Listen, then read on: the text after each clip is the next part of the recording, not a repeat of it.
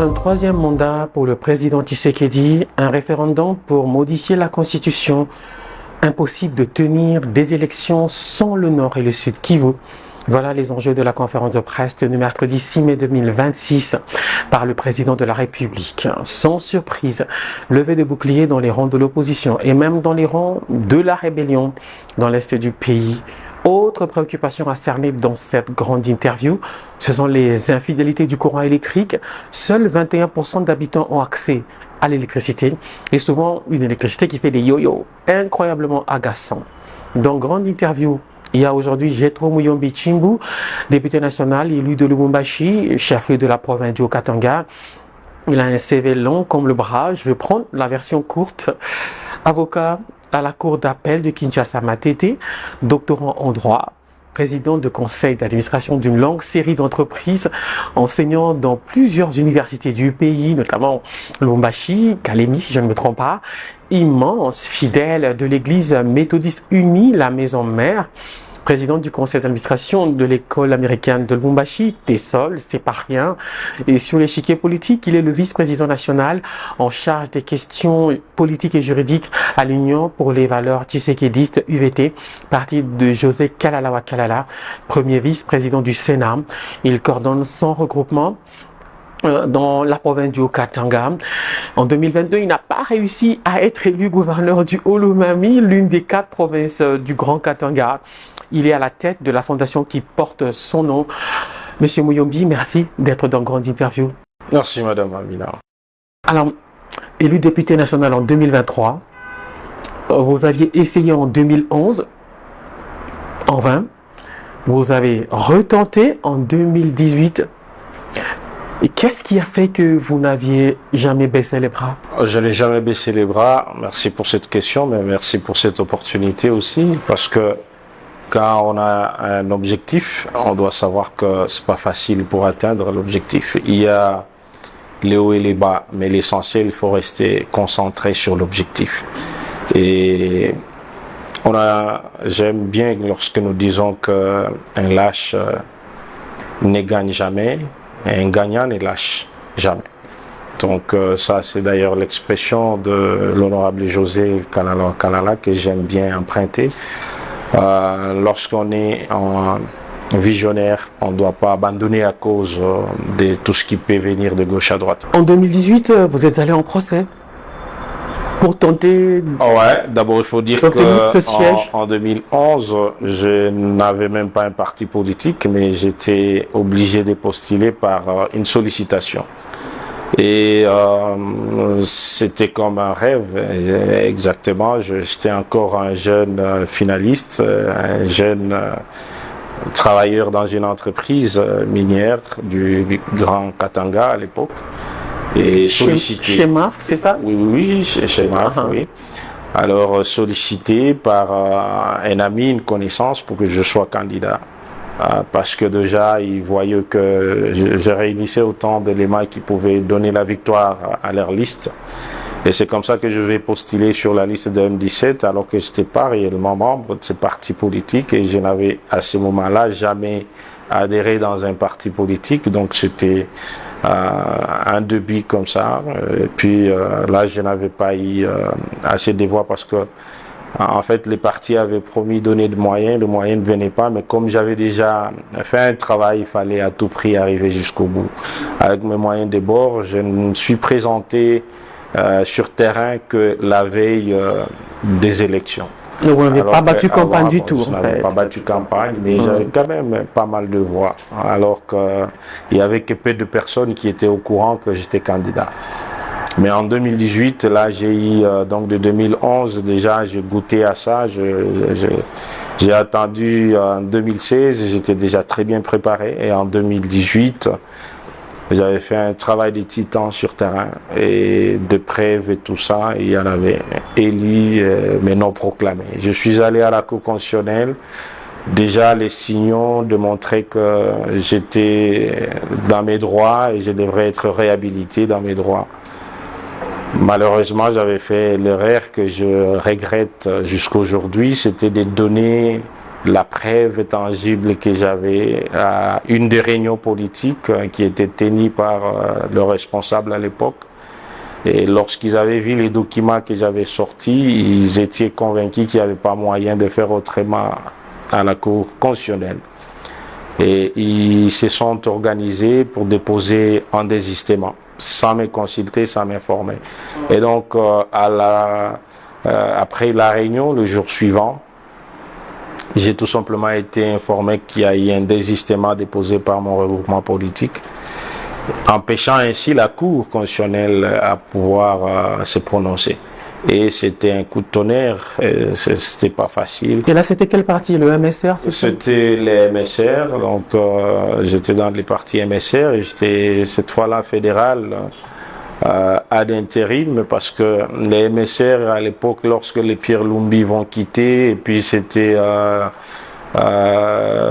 monsieur le ministre Roubota, ministre honoraire, qui va prendre la direction, et dans la province du Haut-Katanga, c'était l'effet Yav Tchibal qui était vice-gouverneur, qui était parti vers l'aile Pierre Lumbi, et moi je prendrais les partis comme fédéral intérimaire dans la ville de Lubumbashi.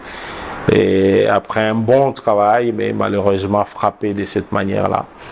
Et c'était pas facile, c'était trop difficile pour moi. Je sais certains de collègues qui étaient dans ces mêmes conditions, qui ont été expatriés en état de maladie.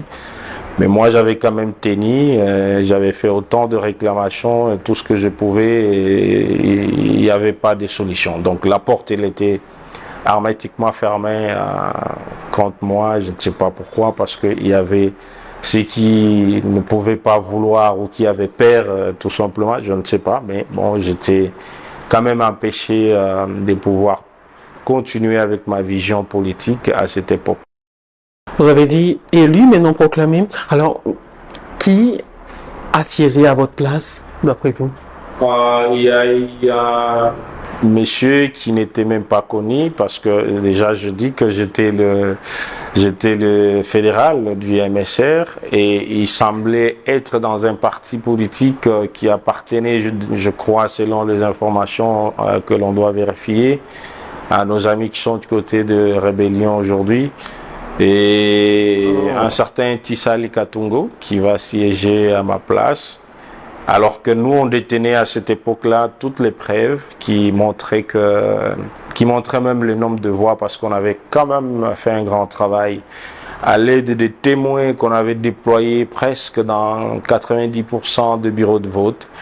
Mais aussi, il y a eu beaucoup d'amis, je peux dire par exemple le fait Nazem, paix à son âme, à travers son directeur de campagne, on avait eu beaucoup de preuves que nous on pouvait manquer. Et nous étions partis à la FDC aussi, on avait obtenu un certain nombre de preuves que moi je ne détenais pas plus. Tout ce que moi j'avais comme élément, compilé et déposé à la Cour constitutionnelle comme preuve, avec des tableaux synthèses en Excel qui montraient le nombre de voix qu'avait réellement celui qui m'avait remplacé. Par rapport au nombre de voix que moi j'avais, il y avait un grand écart, et c'était même pas quelque chose qu'on pouvait imaginer. Et donc, mais malheureusement, ça a été ça le cas. Déjà, il y avait un avis du ministère public, donc du parquet général près la Cour constitutionnelle, qui était très bien motivé et qui disait tout simplement que les éléments démontraient clairement que c'est moi qui étais élu en lieu et place de celui qui était proclamé. Et c'est lorsqu'on a fait des démarches pour obtenir ces documents, bon, malheureusement un document interne qui ne devrait pas sortir, mais parce qu'il y avait déjà des tentations pour dire que toute personne qui a introduit un recours à la Cour constitutionnelle sans fondement, il devrait les retirer. Et moi, je devrais m'assumer pour chercher des preuves, et comme j'étais déjà au courant que l'avis du ministère public allait dans le bon sens pour moi, bien que c'est un document interne, j'ai dit trouver ces documents-là pour convaincre ma famille politique à l'époque, afin de ne pas retirer mon dossier, mais le laisser suivre les cours normales. Et lorsqu'ils ont accédé à cet avis du ministère public, c'était ça le poison que moi-même j'avais mis à mon dossier. C'est comme ça qu'ils vont déposer les désistements 2 jours avant que la Cour constitutionnelle rende ses décisions. Et on ne pouvait plus rien à ce moment-là. On termine ce dossier par les leçons que vous avez tirées de cet épisode. Je crois qu'il y a plusieurs leçons par rapport à ça, mais d'abord il y a, je peux pas tout épeler maintenant, mais je crois que j'y ai tiré des grandes leçons. D'abord, il faut savoir que la politique et les élections peut se résumer à 3 niveaux. Vous pouvez avoir le moyen, c'est bien. Vous pouvez avoir le peuple derrière vous qui peut vous élire, c'est aussi très bien. Mais il faut avoir les détenteurs du pouvoir au niveau national pour être réellement élu. Donc ces 3 éléments se corroborent très bien pour là on ne parle plus de démocratie en fait. On ne parle de démocratie, on ne parle plus de transparence. Je pense que il faut avoir ceux qui ont les bras longs. Je pense que c'est la démocratie bien sûr, parce que c'est une démocratie qu'il faut comprendre dans son contexte, s'il faut le dire ainsi, parce que même celui qui est à Kinshasa ou celui qui peut être parrainé, mais si tu n'es pas élu sur terrain, il aura beaucoup de difficultés pour le faire. Peut-être je ne sais pas par quelle magie il peut le faire, mais il faut d'abord, la première des choses, il faut être élu. Et les restes peuvent suivre, mais c'est pas un secret pour tout le monde que tu peux être réellement élu, comme je suis en train de le dire, avec de preuves, mais ne pas être proclamé. Bon, ça, c'est un problème qu'il faut corriger, pas seulement dans notre pays, mais dans le monde entier, parce que vous n'êtes pas sans ignorer que même dans des pays que nous considérons aujourd'hui des grandes puissances, il y a eu peut-être des réclamations dans ce sens-là, d'un cas ou d'un autre cas qui a supposé que tel ou tel autre n'était pas élu, mais c'est peut-être des fois des rapports de force. Là, vous insinuez qu'il y a des dysfonctionnements au sein de la centrale électorale. En fait, il faut le dire, oui, il y a des choses qui, peut-être, c'est un système dans le monde lorsqu'on parle de la démocratie ou lorsqu'on parle des élections. Ce n'est pas quelque chose qui n'est pas connu, mais c'est connu de tous qu'à un certain moment, ça arrive. Pour moi, je pense que l'essentiel, c'est les taux. C'est les taux que cela impacte sur toute élection dans le monde. Là, je suis en train de le dire, pas seulement pour mon pays, mais dans le monde, les systèmes électoraux. Je suis moi-même enseignant de cours de la gouvernance électorale et consolidation de la paix. Et je l'ai dit dans le note de cours que je donne aux étudiants. J'ai eu suffisamment le temps d'analyser les systèmes électoraux de plusieurs pays et j'ai fait un document. Sur base de ça, je te les partagerai un jour. Donc vous allez vous rendre compte que ça reste en fait l'œuvre humaine. Ça reste en fait l'œuvre humaine et on ne peut pas dire que le système électoral est à 100% parfait. C'est pourquoi j'ai dit l'essentiel, c'est les taux, que cela impacte positivement ou négativement, qu'il faut travailler, il faut lutter pour aller vers la performance. Mais ce qui s'était passé à l'époque, comme j'étais en train de le dire, c'est un élément dont jusqu'aujourd'hui nous détenons les faits. Et comme je le dénonce aujourd'hui, qui n'a pas été bon, mais ça a été quand même une réalité. Alors, dépité par tous ces démêlés, vous êtes allé frapper à la porte du parti de José Kalawa Kayala. Vous vous êtes rencontrés comment? En fait, il faut d'abord dire que j'ai pris beaucoup de temps avec cette déception de 2018 sans pouvoir me positionner dans un parti politique. Mais je dois aussi dire qu'il me fallait beaucoup d'observations et beaucoup d'attentes. Et il fallait une analyse profonde jusqu'à ce que je vais décider d'adhérer dans le parti Union pour les valeurs tshisekedi. Pas d'abord pas par rapport aux individus, mais par rapport à l'idéologie du parti. Et ça a été la plus grande partie qui captivait parce que, étant jeune, j'étais parmi ceux qui suivaient les grands leaders, les anciens leaders et même les côtoyer. Je me rappelle avoir foulé mes pieds autant de fois à l'IMT, encore trop jeune. Je me rappelle avoir été aux côtés de tous les grands politiciens parce que Donc Étienne Tshisekedi fut un modèle pour vous. Ouais, il fut un modèle et surtout sa vision qui était une vision d'un nationaliste et les valeurs qu'il incarnait, de pouvoir voir ces pays être un pays qui s'essifie, qui s'autosifie de lui-même, en rappelant à ce que nous avons une richesse, pas seulement le minerai, mais l'agriculture, parce que nous avons assez de terres arables dans notre pays.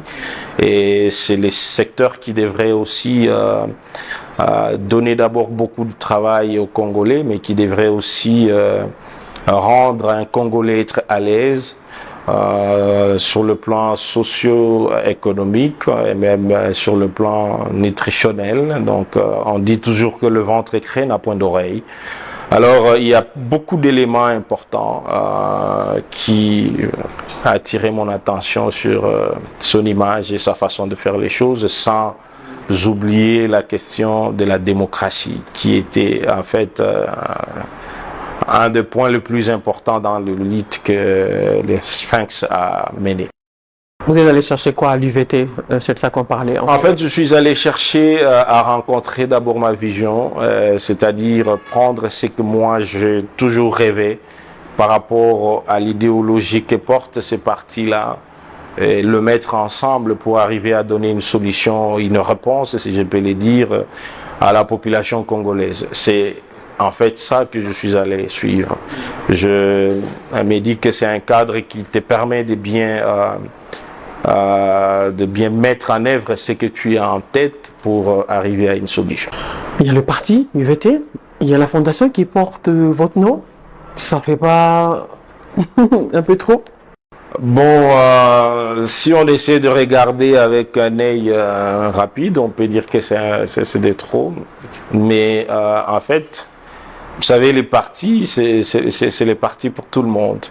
Et là, lorsqu'on adhère dans un parti, on doit suivre les règles établies dans le parti.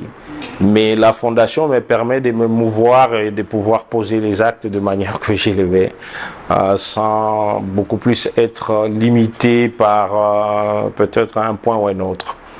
Et c'est un cadre qui me permet aussi de faire le social ou de poser les actes sociaux au niveau. Vous savez très bien que les objectifs d'un parti politique, c'est diffère d'une ASBL. Les objectifs d'un parti politique, c'est de conquérir le pouvoir, de le gérer, de le garder le plus longtemps que possible, tandis qu'une ASBL vise peut-être à autre chose que ça. Donc, je pense que c'est pas des trop. Question d'actualité adressée aux dirigeants de la SNEL. Vous vouliez en savoir un peu plus sur la desserte en électricité en République démocratique du Congo. Sur quoi vous n'êtes pas d'accord avec la manière dont l'électricité est distribuée en RDC? Déjà que c'est à peine 20% d'habitants du Congo qui ont accès à l'électricité. En fait, il faut dire ici que la souffrance que connaît ces Congolais n'épargne personne. Je pense que même vous-même, Madame Amina, vous êtes peut-être victime de cette question de l'énergie électrique. Personne n'est à l'abri. Personne n'est à l'abri et même Gombe, même la commune de Gombe, personne n'est pas épargnée. Donc je m'imagine que même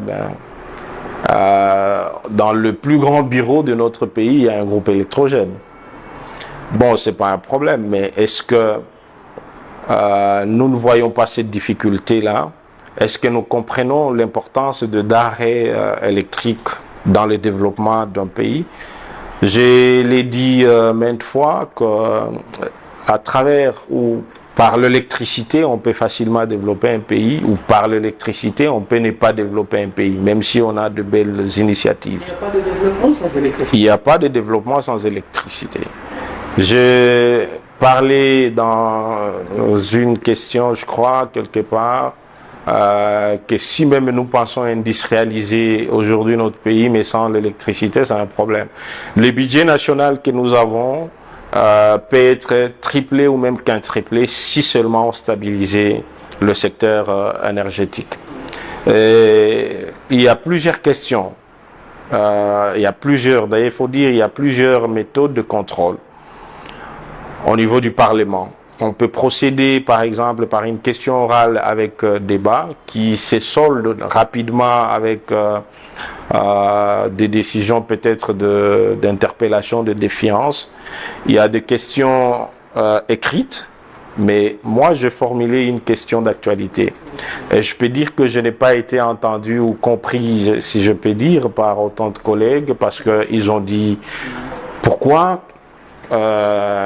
procéder par une question d'actualité au directeur général de la SNEL, alors que tout le monde déplore la question de l'énergie, il fallait frapper fort.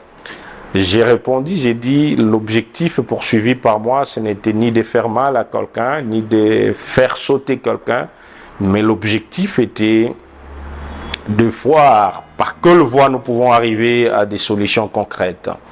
Donc, je me suis pris sur une démarche qui cherche à ce que nous puissions trouver des solutions. Aujourd'hui, je pense que la qualité de l'énergie ou de l'électricité dans notre pays n'est pas bonne. Il y a d'abord l'insuffisance même. Nous, politiques, des fois, nous sommes en train de placer des cabines par-ci, par-là, et nous pensons donner du courant. C'est vraiment inconcevable. C'est comme une mère que vous êtes, vous appelez les voisins, vous appelez tout le monde pour dire venez manger chez moi, alors que vous n'avez qu'un seul verre de riz dans votre cuisine que vous avez préparé. Donc, le multitude de cabines qu'on place par-ci par-là ne pourra pas résoudre le problème de desserte énergétique, mais il faut beaucoup plus construire les infrastructures des bases, c'est-à-dire les centrales électriques. Nous avons aujourd'hui INGA 3, INGA 1, INGA 2, INGA 3 qui peut desservir toute la République démocratique du Congo, qui peut même desservir toute l'Afrique et une partie du monde. En théorie. Pas seulement en théorie, en réalité, si on construisait cela. C'est-à-dire, on ne le fait pas encore. on ne le fait pas. Mais je vais vous révéler une chose, parce que j'ai eu une longue discussion avec les ingénieurs dans ce domaine. Nulle part on construit un centrale électrique dans une année, même pas dans 2 ans. Le minimum pour construire une centrale électrique aujourd'hui, c'est 5 ans, c'est 6 ans. Or, dans les 5 ans, et si vous prenez les montants qu'il faut pour construire une centrale électrique qui peut desservir toute la RDC, l'Afrique centrale, peut-être toute l'Afrique, ces montants ne dépassent pas, j'ai les chiffres, c'est un montant, donc je vais dire, qui est faisable, que nous pouvons avoir si seulement chaque année, dans le budget de l'État, on met par exemple 2 millions de dollars à côté. Si seulement on les fait chaque année, après 5 ans, nous pouvons avoir, bon, j'ai parlé de 2 millions, mais je vais parler par exemple 20% de notre budget. Si seulement on gardait les 20% de notre budget chaque année, après 5 ans, nous pouvons être capables de construire le central électrique le plus important du monde. Et à ce moment-là, nous n'aurons même pas besoin d'un financement qui vient, je ne sais pas moi d'ailleurs, qui vient dans n'importe quel pays. Nous n'aurons même pas besoin d'un prêt à gauche, à droite.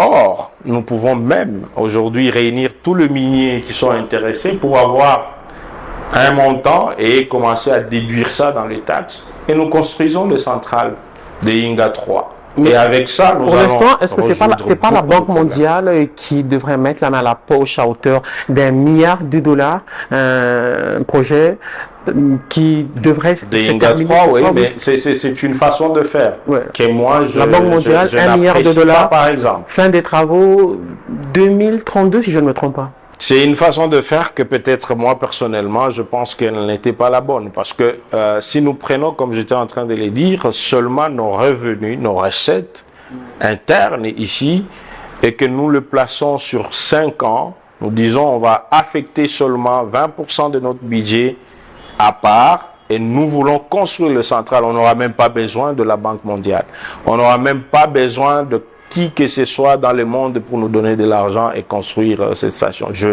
J'ai pris langue et une discussion avec beaucoup d'ingénieurs qui m'ont montré, qui ont démontré que cela était faisable. Mais pourquoi nous ne le faisons pas? Qu'est-ce qui nous bloque? C'est ça ma démarche, c'est ce que nous voulons comprendre. C'est quoi qui nous bloque à pouvoir... Qu'est-ce que le DG de la SNEL a répondu? Bon, le DG de la SNEL a répondu qu'il fallait des réformes, mais aussi, lui, ne gérait pas INGA parce que par une loi prise par l'Assemblée nationale, INGA avait été détaché de la SNEL pour être placé sur une entité qui dépend directement de la présidence. Alors, il ne pouvait pas aller loin pour nous dire sur le problème de ce qui nous bloque pour construire INGA. Alors, je pense qu'il fallait commencer par là pour avoir des réflexions que nous pouvons peut-être un jour apporter auprès du chef de l'État, qui est le garant des bons fonctionnements des institutions, afin que nous puissions résoudre ces problèmes-là. Parce que c'est tout simplement en résolvant cette question de l'énergie électrique dans notre pays que nous allons industrialiser, que nous allons réduire sensiblement et peut-être même éradiquer la question d'insécurité dans notre pays. Parce que quand il y a des poches noires, il y a beaucoup plus de cas de banditisme là-bas. Mais si partout c'est éclairé, on va éradiquer sensiblement, on va réduire ou éradiquer directement l'insécurité dans notre pays. Mais vous savez qu'il y a des morts dans des hôpitaux tout simplement parce qu'il n'y a pas eu d'énergie électrique.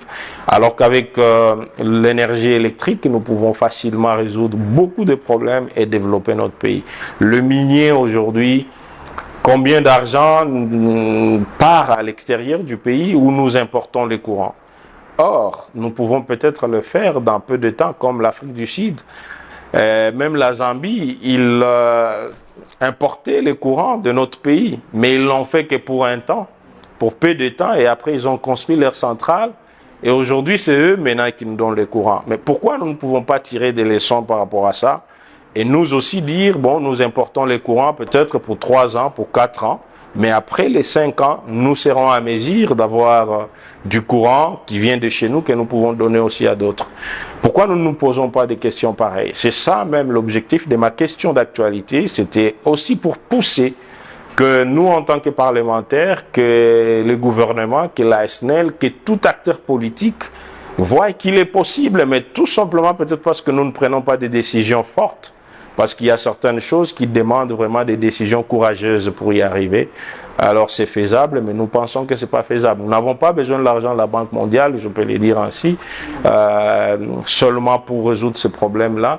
Bien sûr, c'est une voie, mais ce n'est pas une condition sine qua non pour construire notre centrale INGA 3. Donc pour l'instant, on devait continuer à vivre avec les délestages, le courant qui manque dans plusieurs quartiers et 80% d'habitants du Congo qui n'ont pas accès au courant jusqu'à la fin du projet INGA 3 prévu en 2032 à peu près. Je pense qu'on devrait considérer déjà ma question comme le début du combat qui soutient les combats du chef de l'État Félix Antoine Tshisekedi Tshilombo, de voir toute la population ou encore de voir tout citoyen congolais vivre décemment et d'une manière qu'il faut.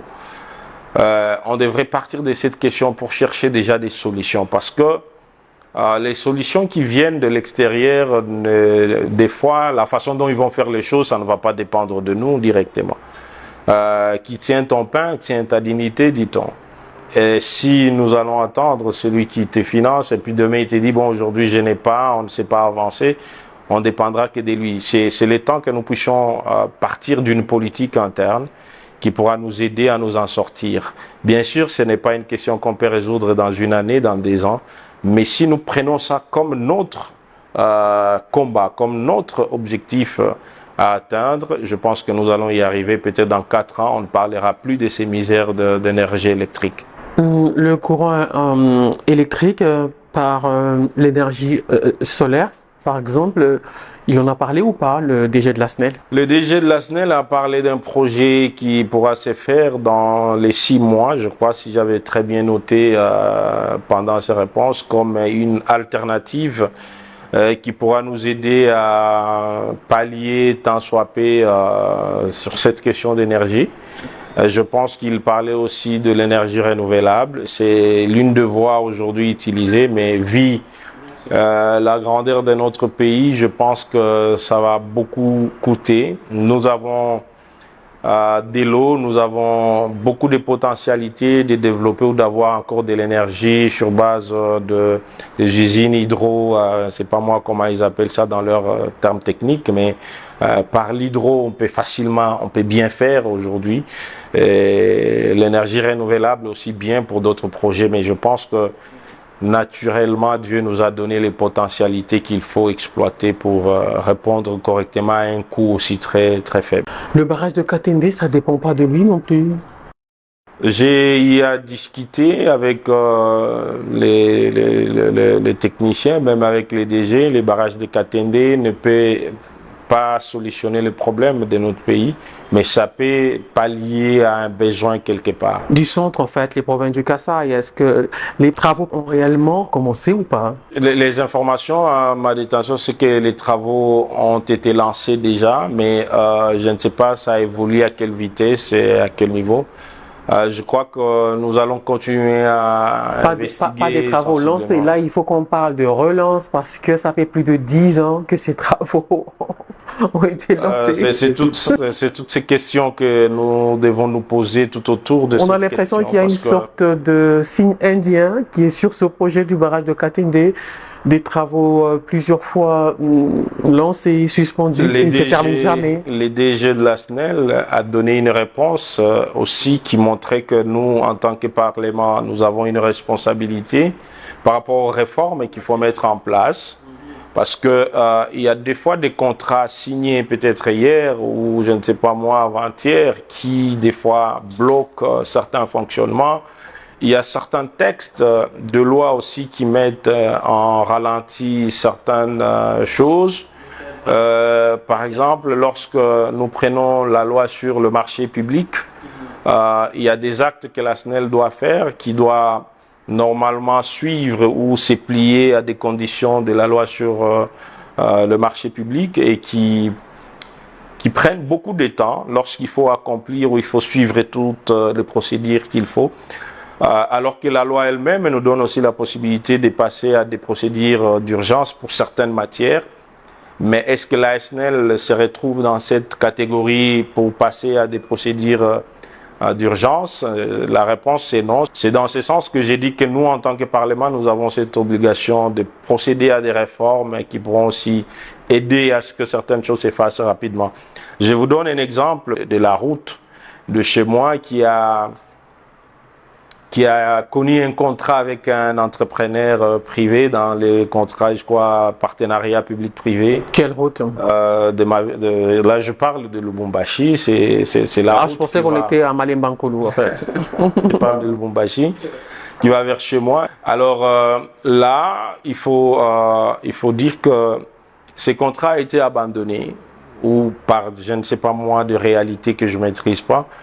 Et aujourd'hui, quelqu'un d'autre a dit, bon, moi j'ai des moyens que je peux mettre en jeu pour construire cette route, mais on ne peut pas donner cette route à quelqu'un d'autre aussi longtemps qu'il y a encore un contrat, bien sûr, qui n'est pas arrivé à terme, mais qui bloque tout simplement l'innovation ou les travaux qui doivent se faire là-dessus.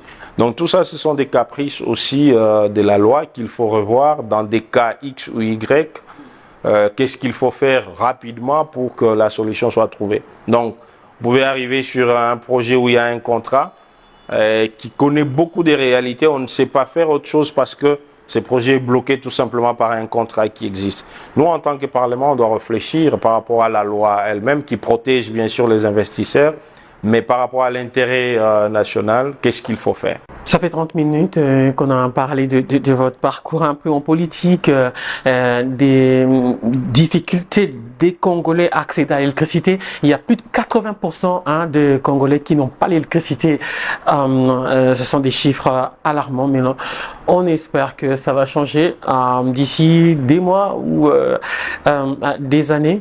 La conférence de presse du président de la République mercredi 6 mai dernier, après l'avoir suivi, est-ce que vous avez retenu comme beaucoup que la principale annonce, c'était les envies de troisième mandat, toucher à la Constitution ou le social, ou les deux? D'abord, il faut... Ici, j'étais le flair au chef de l'État qui a voulu s'acquitter d'un devoir civique ou encore un devoir d'un patriote de communiquer. Parce que lorsqu'il y a l'absence de communication, il y a un flou et il y a beaucoup de réalités qui s'ensuivent. J'apprécie ce talent en lui de pouvoir communiquer. Et en dehors de ça, tout ce que je peux dire, c'est que les discours du chef, on l'écoute et on doit le suivre. C'est une vision qu'il révèle, il faut le suivre. Vous, de l'Union sacrée, de l'Union sacrée. Je ne parlais pas que de l'Union sacrée, je suis de l'Union sacrée, mais j'ai dit les discours ou la communication d'un chef, c'est une vision. Il faut suivre cette vision. Et bien sûr, parce que même quand Dieu doit faire quelque chose pour une nation, il ne parlait pas à tout le monde. Même à l'époque, il parlait à des leaders qui sont placés devant pour donner les messages à d'autres. Et bien, moi, je ne veux pas beaucoup discuter ou décortiquer les discours du chef, mais je dois tout simplement dire que c'est une vision qu'il faut suivre. Le reste, il faut dire que le chef a été tout à fait clair où il a dit il pourra consulter le peuple. Donc, vous voyez à quelle hauteur il donne la considération à ce peuple congolais. Et tout a été clair. Je ne sais pas pourquoi on doit aller à gauche et à droite, alors que le message en lui-même, il est tout à fait clair. Et que tu sois de l'Union sacrée ou pas, le message est tout à fait clair. Il faut le suivre parce qu'aujourd'hui, moi je l'ai dit toujours que toute autorité vient de Dieu. C'est la Bible qui l'est dit aussi. Un leader, c'est un leader qui est choisi par Dieu, il faut l'écouter. Il faut le suivre, il faut l'écouter. Vous, de l'Union sacrée, vous dites ça, mais à l'opposition, il y a une série de petites phrases qui se suivent et qui se ressemblent quasiment. On prend celle de Martin Fayulu, par exemple, qui était également en conférence de presse au lendemain de cet échange avec la presse du président de la République. Martin Fayulu a dit ceci, je le cite, qu'il ne le veuille ou pas, en 2028, il quitte le pouvoir. Madame, moi, personnellement, je me concentrais à l'essentiel. Et je pense, c'est comme j'étais en train de le dire, le message du chef de l'État était clair. C'est pas à quelqu'un de dire qu'il le veille ou pas, mais c'est le peuple qui doit décider. Moi, je ne peux pas aussi venir aujourd'hui pour dire, bon, voilà ma volonté. Si ma volonté, elle est bonne, j'ai toujours dit que chaque idée, elle est bonne que lorsque tout le monde l'accepte. Si une idée n'est pas acceptée par tout le monde, même si moi, personnellement, je pense qu'elle est bonne, donc elle n'est pas bonne. Aussi longtemps que je n'arrive pas à convaincre les autres, c'est-à-dire mon idée n'est pas bonne. Mais si j'arrive à convaincre les autres, que les autres acceptent mon idée, donc elle est bonne. Alors il faut éviter beaucoup plus de se taper la poitrine pour dire moi, le chef de l'État a dit on va consulter le peuple. C'est clair. On ne doit même pas quitter sur le message principal pour chercher les à côté ou les non-dits, mais restons sur ce qui est dit. Et avançons. Je crois que c'est ce qui est important. Vous avez soulevé la question de l'organisation des élections, mais de vous à moi, soyons honnêtes, c'est difficile d'organiser les élections dans les conditions actuelles. Je pense qu'on a besoin de la paix. On a besoin de la paix et nous devons prier pour notre pays pour qu'on arrive à la paix solide, la paix qu'il faut. Les voies sont celles diplomatiques que le chef de l'État a choisies, qui nous permet de mettre tous les éléments ensemble pour que nous puissions arriver à cette paix qu'il faut. C'est ce dont on a besoin et c'est avec la paix que nous pouvons organiser les élections. Mais sans la paix, vous voulez demander au président de la République d'organiser les élections et mettre à l'écart le peuple de Goma, pour lequel nous déplorons tout ce qui se passe, les massacres et tout ça. Mais ce sont des citoyens congolais. Nous avons besoin d'eux, ils ont besoin de nous. Et nous ne pouvons pas les ignorer. Et dire qu'il faut organiser les élections à tout prix, en oubliant nos frères et sœurs, moi je pense que c'est quelque part être sadique. Et nous devons réfléchir à des hommes d'État, des Congolais qui aiment son prochain. Et voir que les conditions ne s'y prêtent pas. Et alors, qu'est-ce que nous devons faire? Que chacun apporte sa pierre pour que nous puissions construire l'édifice de la paix dans notre pays. C'est ce qui est important. C'est ce qui fait dire à certains opposants que cette guerre est devenue un véritable business, un moyen de se maintenir au pouvoir en la faisant pourrir de plus en plus. C'est des propositions, c'est des propos, je vais dire, comme ça. Mais moi, je préfère que, au lieu de se mettre à dire, il faut amener le preuve et il faut chercher une solution. La mentalité de nous Congolais que je déplore, et je pense que vous devez nous aider à communiquer, nous devons tous travailler pour changer, c'est que nous nous lamentons peut-être beaucoup, mais nous ne voulons pas contribuer à des solutions. C'est-à-dire, ça ne sert à rien de se mettre sur la route ou profiter de votre micro ici pour dire des choses que moi je ne sais pas soutenir. Je ne peux pas alléguer les faits, comme nous les disons en droit, dont je n'ai pas de soubassements. Alors, s'il y a des soubassements, ramener des soubassements pour montrer que la voie qu'il faut, c'est celle-ci. Il est beaucoup plus mieux que nous puissions travailler pour des solutions concrètes que de rester sur des discours de foi qui n'aident pas à notre pays d'aller de l'avant. Ensemble pour la République de Moïse Katumbi, Hervé Diakessé, l'un de ses collaborateurs, a tweeté, je prends juste une ligne, ce qu'il veut, lui, c'est de devenir un autre Mobutu. C'est des propos d'opposants, ça, selon vous? Encore une fois, c'est des opinions sur lesquelles moi je voudrais peut-être pas m'élancer trop, mais tout ce que je vais dire, ne soyons pas distraits. Ne soyons pas distraits avec des propos, avec ceci, mais soyons concentrés pour un objectif réel qui est la paix et le développement de notre pays, et voir un Congolais comme moi vivre correctement de partout dans ce pays, ce sera la joie. Mais le reste, il faut laisser à chacun sa façon de voir les choses, sa façon de s'exprimer. Vous savez que nous sommes dans la démocratie, mais ne prêtez pas beaucoup plus attention à des personnes, peut-être qui peuvent dire des choses qui ne nous aident pas à trouver la solution. Moi, j'aimerais, pour ma part, poser les actes, que de rester en train de beaucoup parler sans poser un acte qui m'aiderait à arriver là où je vais arriver. Président national de Bwino Ibantu, c'est ça? Association socioculturelle des ressortissants du territoire de Malemba Nkulu. Chez votre mère. Là, c'est particulier en fait. Ça représente beaucoup pour vous, Malemba Nkulu. En fait, je suis né dans ce territoire-là. Je suis né dans un village de ce territoire. Et c'est ce territoire qui m'a vu grandir. Et c'est ce territoire qui,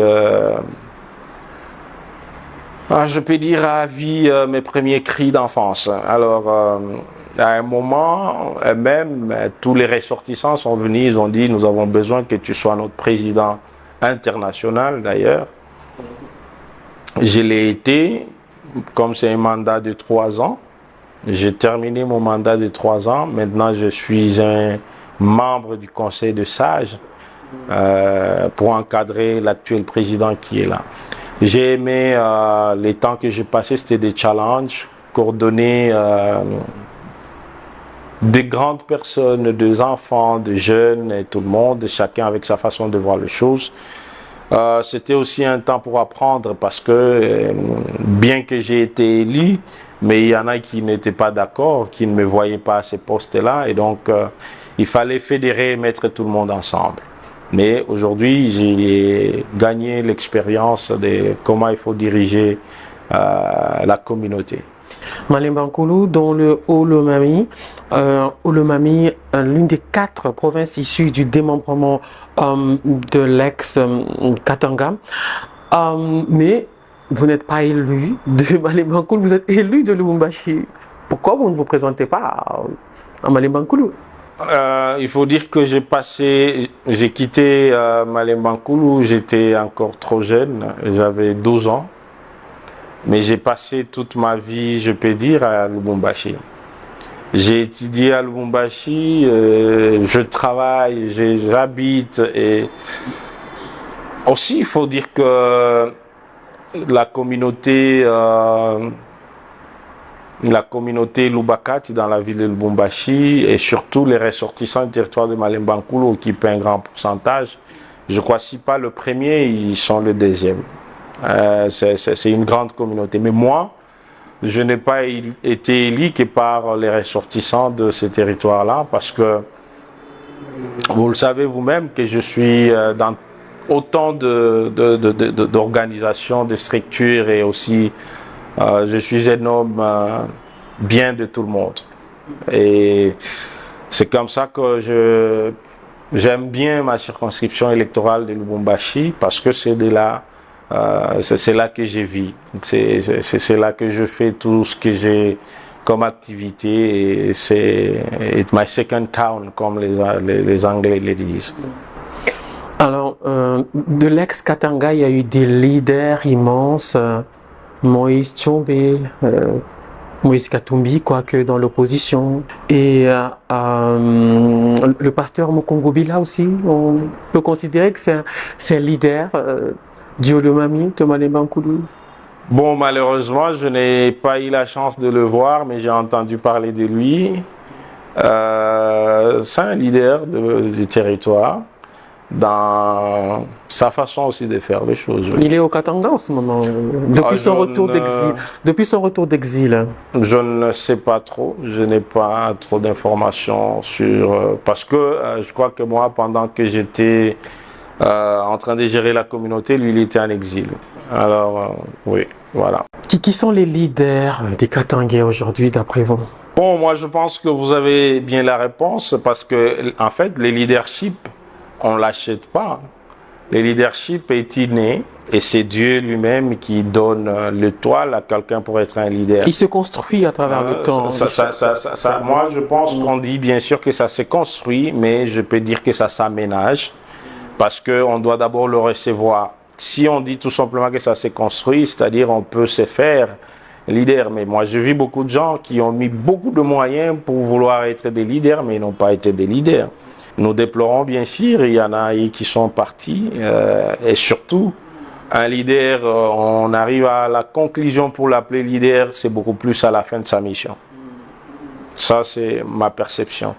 Et pas très vite conclure qu'il est un leader. Si c'est compromis dans sa façon de faire les choses, normalement, il ne doit pas être... Est-ce que vous avez déjà eu une séance de travail avec le gouverneur intérimaire, Martin Kazembe, pour des réponses, des pistes de solutions aux problèmes de vos électeurs de Lubumbashi?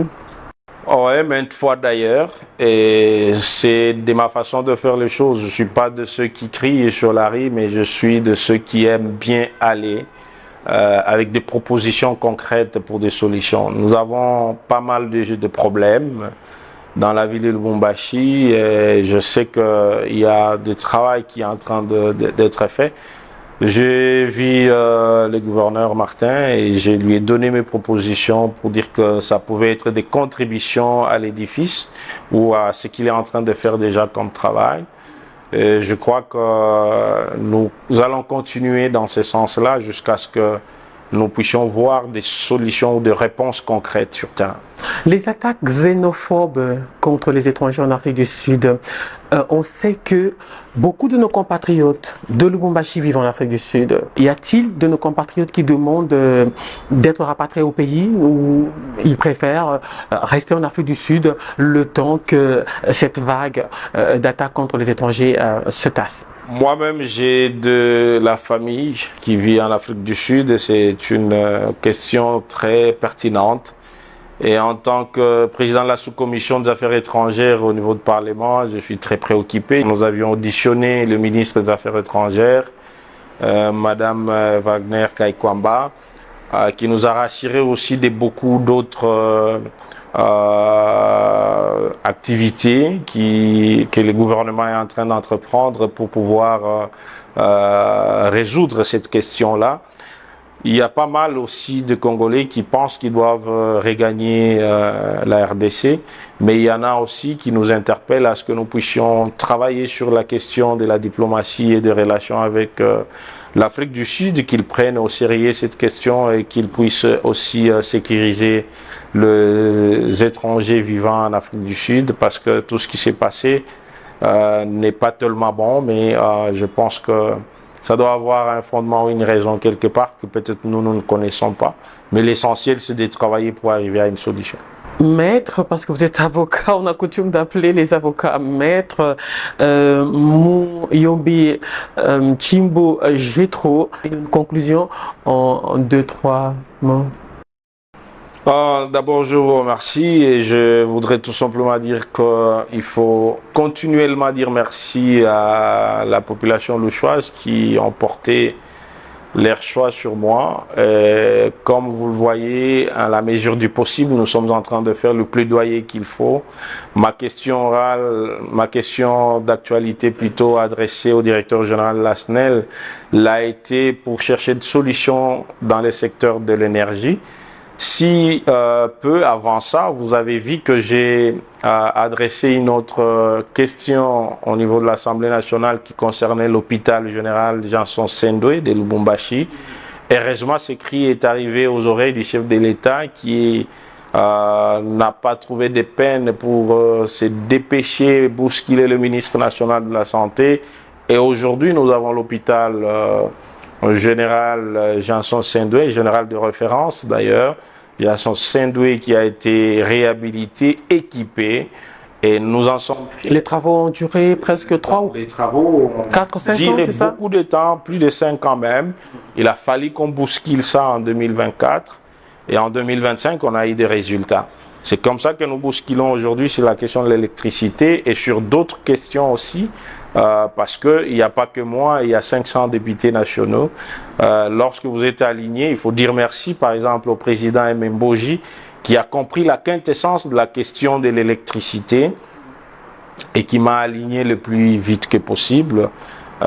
C'est aussi un sens des responsabilités pour dire qu'il aime bien aussi les Congolais. Il comprend la vision du chef de l'État et c'est pour ça que je demande, moi, pas grand-chose à toute la population, c'est de continuer à prier pour nous parce qu'il n'y a que le bon Dieu qui peut nous donner la sagesse et la capacité de bien faire les choses. Merci beaucoup. Jetro Muyombi Chimbo, député national, élu de la ville de Lubumbashi, dans le Haut-Katanga, d'être passé dans cette grande interview. Merci à vous de nous avoir suivis. On va se retrouver la semaine prochaine pour un autre numéro de grande interview. Entre-temps, on va se retrouver dans le Marc du dimanche et dans des briefings. Merci.